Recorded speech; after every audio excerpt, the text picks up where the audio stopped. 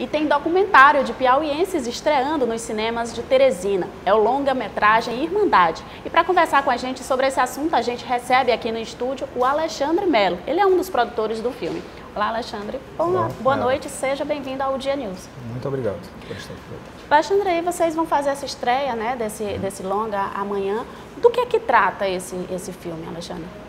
O Irmandade, ele é um documentário de 75 minutos e ele retrata um período da história de Teresina em que nós saímos dos últimos lugares como uma das cidades mais pacíficas do Brasil para nos tornarmos, durante 2 anos, a 5ª cidade mais violenta do Brasil, devido aos conflitos de gangues que aconteciam na região do Promorá. Então, assim, é uma história que ela é bastante conhecida pelas pessoas aqui de Teresina que acompanharam, né, essa situação de violência ali na região do Promorá, que nesse período que é retratado pelo filme tinha várias mortes violentas diariamente. A situação da população de lá vivia em medo, em pânico o tempo todo, né? Pois é, mas eu me questiono se a população de Teresina é efetivamente conhecida. Como produtor e tendo mudado de publicitário para produtor, eu tive a oportunidade de morar alguns anos agora no Rio de Janeiro. E no Rio de Janeiro a gente pensa que o Rio de Janeiro você vai andar para qualquer lugar e é uma guerra ambulante. E não é. Na verdade, como a gente vê muita matéria na televisão o tempo inteiro, porque todas as redes de televisão praticamente têm sede de lá, você pensa que a violência está generalizada e acontecendo em todos os lugares. Era muito mais fácil, e ainda me perdoe de dizer, você tem menos medo de andar e ser assaltado no Rio de Janeiro do que em Teresina. Certo? Isso já não é fato em outras capitais do Nordeste que se tornaram extremamente violentas. Mas, falando especificamente da região do Promorá e da época em que o filme acontece, ele é originado do Deixa a Chuva Cair, que inicialmente a gente fez um curta somente com o pessoal da Irmandade. O Juscelino, com a sensibilidade dele e eu estando presente nas gravações, nós percebemos essa situação da violência. Nós apresentamos isso para uma produtora distribuidora nacional, que patrocina o filme, e ela se interessou e nós voltamos para filmar, para gravar entrevistas com todos. E é um documentário equilibrado. Nós não tomamos partido, a intenção não foi de maneira nenhuma, já me foi perguntado isso, o Promorá é uma área extremamente violenta.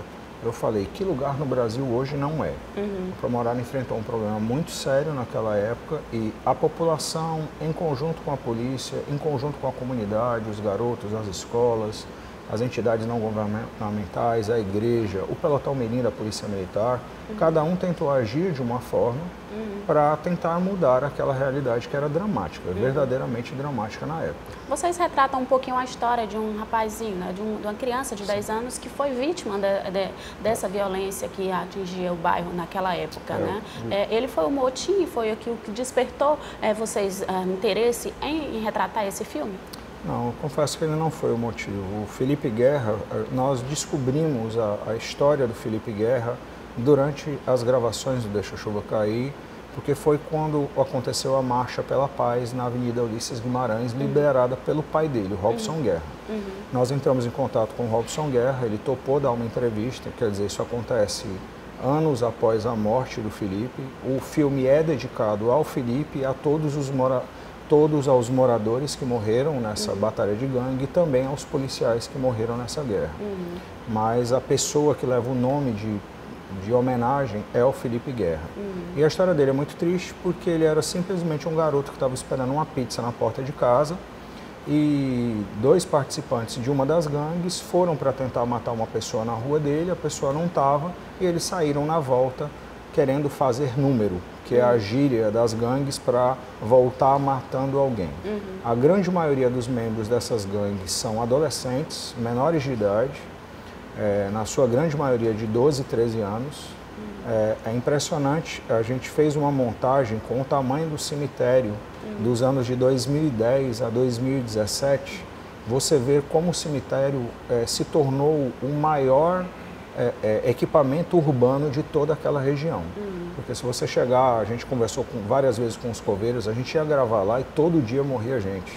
E muito impressionante, crianças de 12, 11, 13, 14 Então existe uma ala do cemitério que é a ala das almas perdidas, como os coveiros de lá chamam, porque só são crianças e a pessoa mais velha dessa ala... criança envolvida já no Muito, no mas tráfico, né?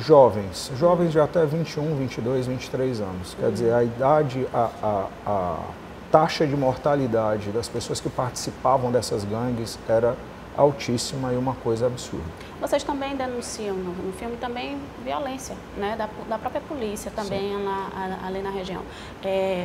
Vocês ficaram com algum tipo de receio de mostrar também esse lado da polícia que às vezes reclamam que não tem esse respaldo da população às vezes nas suas atividades? Vocês ficaram com receio de estar abordando isso também? Vocês acham que essa é uma realidade que ela precisava ser mostrada também no filme? Receio a gente sempre tem, mas durante as gravações do filme, os garotos foram alvo, ao gravar um videoclipe, de excesso de alguns policiais muito específicos. O filme não é contra a polícia, o filme entrevista o atual secretário de Segurança, que na época ainda era capitão do Rony, quando a gente começou a gravar o curta-metragem, depois que ele veio a se eleger e ser secretário de Segurança. Nós mostramos a entrevista dele na íntegra, sem cortes e não fazendo montagens nem edições. Nós entrevistamos todas as pessoas da polícia que se dispuseram a nos dar entrevista. Os policiais que abusaram, cometeram excessos contra os garotos, nós aguardamos o devido processo legal acontecer, mostramos a contraparte do corregedor da polícia, que rebate as acusações e disse que ia ser julgado. Como não deu em nada, a gente depois resolveu jogar para a população as imagens, porque mais de 20 populares gravaram a ação e ela foi abusiva. Essa é a nossa opinião. Mas, apesar dela ser uma opinião minha particular, quem assiste o filme pode tomar a sua opinião por si só. Alexandre, o filme passou quanto tempo para ser gravado? O filme, no total, 4 anos. 4 anos. 4 anos filmando. O documentário, realmente, ele difere de uma matéria jornalística. O jornal está todo dia lá. A gente, na verdade, a gente contou com a colaboração de quase todas as TVs piauienses que nos cederam imagens, mas o documentário ele escolhe um assunto específico e ele tenta se aprofundar sobre aquele assunto e na nossa visão de documentaristas, é a visão do Juscelino, que é repórter também, já trabalhou aqui no Dia, já foi repórter do Dia, antes de trabalhar lá conosco, hoje está na Desk Propaganda, está atuando como publicitário também. A nossa opinião, e foi uma opinião embasada pela coprodutora, a Globo Filmes, que nós deveríamos mostrar todos os lados e todo mundo deveria ser contactado para dar sua resposta. Alguns demoraram meses para poder dar a resposta, mas a gente, por sorte, tinha esse tempo para poder aguardar. Tá certo, então. Alexandre, só para finalizar, aí, faz o convite aí para o pessoal amanhã comparecer lá nas salas do cinema para conferir essa estreia. Pronto. É muito difícil a gente conseguir chegar no cinema, ainda mais concorrendo com gente com filmes de todo o mundo. Então, nós vamos estar de 14 a 20 agora de novembro, às 14 horas, nos cinemas Teresina, certo? Os ingressos já estão à venda, também pela Velox Tickets, na internet, certo? Corra, que está acabando, graças a Deus, está havendo uma boa procura. Nós tivemos um patrocinador que está levando uma parte das pessoas da comunidade e alguns empresários cederam ônibus também, para que essas pessoas possam ir pela primeira vez ao cinema e se verem também na tela. Olha, que bacana. Obrigada, Alexandre. Eu que agradeço pela desejo aí, oportunidade. primeiros parabéns, né, e boa sorte aí nesse filme. Com certeza eu vou querer ir lá conferir. Por favor. Os resultados. Obrigada. Muito obrigado.